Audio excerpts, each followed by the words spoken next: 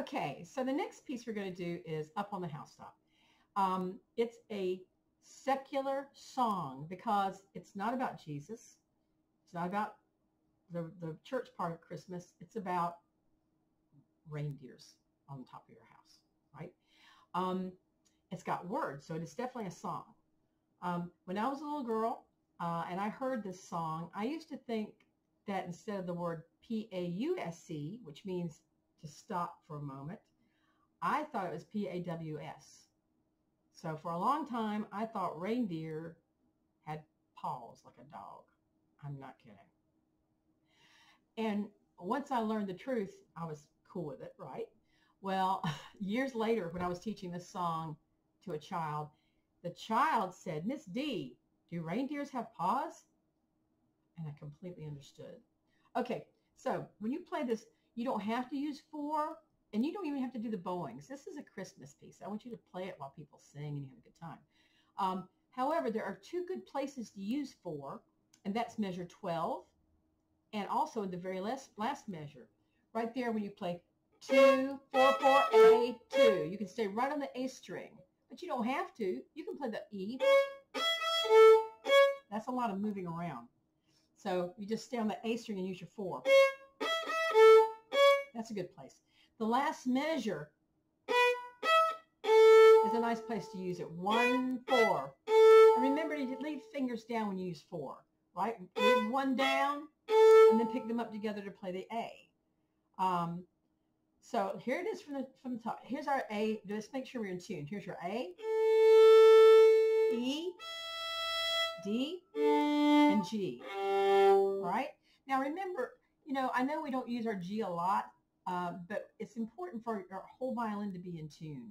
Because a lot of times, if your G goes out of tune, the whole violin will go kapow-yow. All the strings will go off tune. It's just like, when you have, let's say if you stub your toe in the dark. It's your toe. It's the furthest thing from your head or anything else. But when you stub your toe in the dark, everything hurts. It's kind of like that. When your G string goes out of tune, sometimes the whole violin just goes, right? So we want to make sure if possible, your whole violin's in tune. And if it's not in tune, we just do the best we can, because if it's, mom's got to tune it, dad's got to tune it, maybe you shouldn't be tuning your violin yet.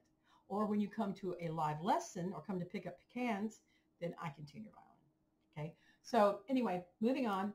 This is Up on the Housetop, which is a secular song. Okay? Not too fast, about like bum, ba-da-dum, bum, ready, ready, ready, go.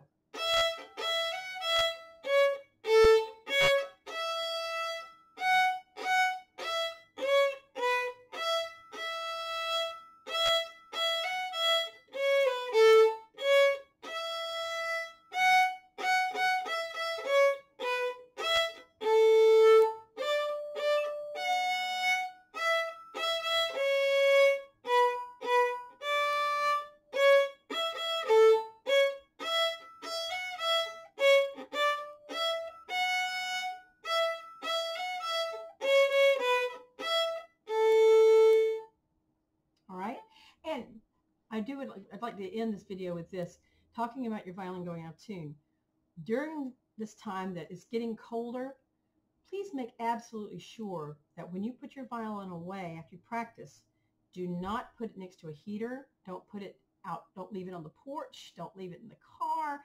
Put your violin, as always, in a place in your house where you would be comfortable and safe. I always put my violins, believe it or not, during the winters particularly, I put them in the dining room. I spend a lot of time in the dining room teaching online or working on the sewing, when I sew. So I know it's a comfortable place. I know that the temperature in there is pretty even. It's not too cold, not too hot, not too dry, not too wet. It's a very nice place to be.